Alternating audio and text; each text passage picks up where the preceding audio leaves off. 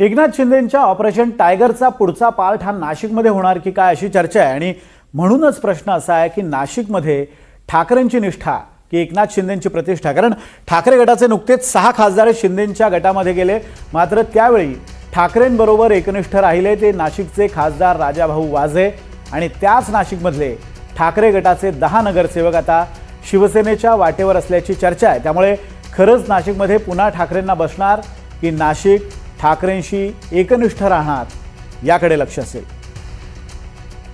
दरम्यान नाशिकमध्ये operation tiger बद्दल नेमक्या काय घडामोडी सुरू आहेत ते पाहूयात।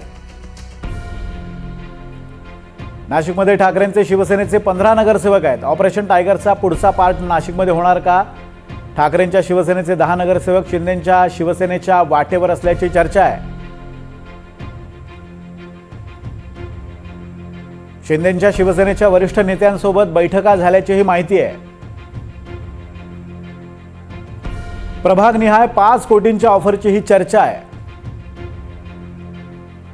शिंदेंच्या शिवसेनेकडून संघटन विस्तारासाठी हालचालींना वेग आलाय।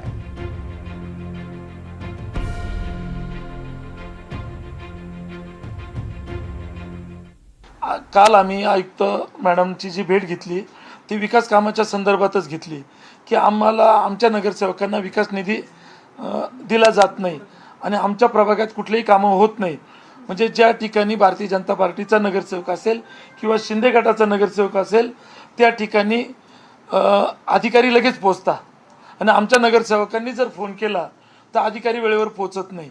त्याचं कारण असं आहे की कुठंतरी विकास कामं कोंडीत पकडायचे आणि नगरसेवकांना वेटीस धरायचं, मग कंटाळून नगरसेवक प्रवेश करतील।